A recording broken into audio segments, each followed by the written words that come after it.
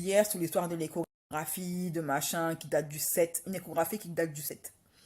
Je réponds même pas à la moitié d'entre vous parce que je me dis, mais comment on peut... Bref, je vais pas vous insulter, je vais vous dire que plus c'est gros, plus ça fonctionne. Toutes les femmes qui ont été enceintes ou qui ont une maman qui a été enceinte, qui ont été témoins de la grossesse de quelqu'un, depuis quand on fait la dernière échographie du dernier trimestre, la veille de l'accouchement? Vous avez vu ça où? Qu'un gynécologue fasse l'échographie la veille, la dernière échographie, la veille de l'accouchement. Bon, je vais essayer d'expliquer. Il n'y a que 3 échographies que l'on fait aux femmes enceintes à chaque trimestre. L'échographie du premier trimestre, du deuxième trimestre et du troisième trimestre. Le but, c'est de voir si tout va bien au niveau de la grossesse. On n'en fait pas plus parce que ce sont des rayons X. Faut pas en abuser en fait. C'est pas une salle de cinéma ton ventre. Donc, quand ils font les échographies, c'est avec des rayons X. Donc, on évite d'en abuser. Raison pour laquelle les médecins en font que 3 et pas plus. D'ailleurs, ils déconseillent même d'en faire plus. Donc, c'est fait pour être vérifié, c'est fait à l'avance, bien avant d'accoucher. Depuis quand vous avez vu un médecin en faire une la veille de l'accouchement? Son échographie, elle date du 7. Rien que ça devrait vous mettre la puce à l'oreille, que c'est pas normal. Et vous y croyez. Mais bref, en tout cas, euh, pour la vidéo du ventre là, vous avez vu Nabila dessus? Vous voyez juste un ventre avec une fille avec un soutien-gorge qui ressemble à celui de Nabila. Vous avez vu la finalité de Nabila dessus?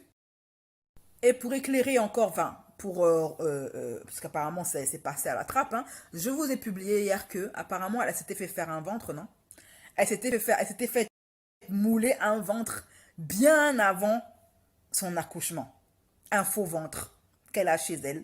C'est elle-même qui vous l'a dit, il me semble. Est-ce que c'est moi qui invente? Elle-même vous a dit qu'elle s'est fait mouler un faux ventre. Donc, moi, le seul truc qui me met, qui fait que je comparerai toujours sur mes positions, c'est que le ventre de Nabila a disparu.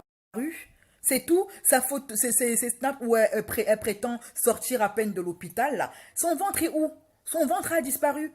Depuis quand une femme enceinte, son ventre diminue? Que son ventre stagne, ok, ça on peut comprendre. Que son ventre grossit aussi. Mais ça n'existe nulle part une femme enceinte dont le ventre diminue alors que l'enfant est encore dans son ventre. Je sais pas ce qu'il vous faut. Je sais pas, après peut-être c'est mon expérience à force d'analyser ces gens que je tombe plus dans certains panneaux ou que certaines choses me paraissent tellement évidentes ou le fait que j'ai des dossiers sur ces gens-là ou bref, des tellement gros dossiers que je tombe pas dans leurs panneaux. Peut-être que vous n'avez pas le recul parce que vous savez pas ce que nous on sait, mais il y a des choses, je trouve ça tellement gros que j'arrive même pas à comprendre comment vous mes positions. C'est que le ventre de Nabila a disparu. C'est tout. Sa faute, c'est Snap où elle prétend sortir à peine de l'hôpital. Là. Son ventre est où? Son ventre a disparu. Depuis quand une femme enceinte, son ventre diminue? Que son ventre stagne, ok, ça on peut comprendre. Que son ventre grossit aussi. Mais ça n'existe nulle part une femme enceinte dont le ventre diminue alors que l'enfant est encore dans son ventre. Je sais pas ce qu'il vous faut. Après, peut-être c'est mon expérience à force d'analyser ces gens que je tombe plus dans certains panneaux ou que certaines choses me paraissent tellement évidentes ou le fait que j'ai des dossiers sur ces gens-là ou bref, des tellement gros dossiers que je tombe pas dans leurs panneaux. Peut-être que vous n'avez pas le recul parce que vous savez pas ce que nous on sait. Mais il y a des choses, je trouve ça tellement gros que j'arrive même pas à comprendre comment vous arrivez à tomber dans le panneau. Enfin, non, moi, c'est un truc, bref. Plus c'est gros, plus ça fonctionne, non? C'est ce qu'on dit. Voilà, c'est exactement comme ce que l'autre est en train de vous faire là. On envoie une bombe sur lui, qu'est-ce qu'il fait? Il vous balade en vous envoyant une histoire de fesses et vous tombez dans le panneau. Bref, en tout cas.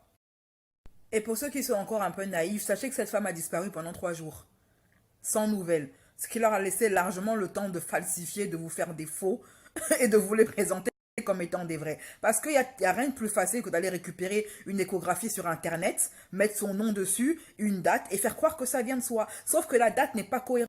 On ne fait pas d'échographie la veille de l'accouchement. Ça n'existe pas. Aucun médecin ne fait ça. Toute femme qui a été enceinte vous le dira. Et ça depuis des générations. On ne fait pas d'échographie pour vérifier si tout va bien la veille d'un accouchement. Sauf s'il y a de vraies complications. Et encore, je pense pas.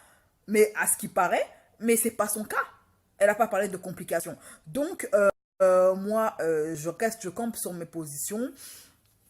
Après, là, pour moi, la véritable question, c'est savoir pourquoi est-ce qu'elle traîne. Est-ce que c'est parce qu'elle veut annoncer son accouchement en dernier par rapport à Jessica? Elle veut comme dit mon abonné, elle veut être la dernière à annoncer. Le ventre de quelqu'un a disparu et vous continuez à croire qu'elle est encore enceinte. Non, honnêtement, au bout d'un moment, c'est fatigant en fait. C'est fatigant. Je veux dire, quand on vous présente des trucs qui sont irréfutables, vous trouvez quand même le moyen de vous accrocher à vos illusions. Mais accrochez-vous à vos illusions. Hein. Vous savez, c'est ça qui permet à beaucoup de couples de tenir. Hein, c'est les illusions. C'est le fait de s'accrocher à un mensonge. Si ça vous fait du bien,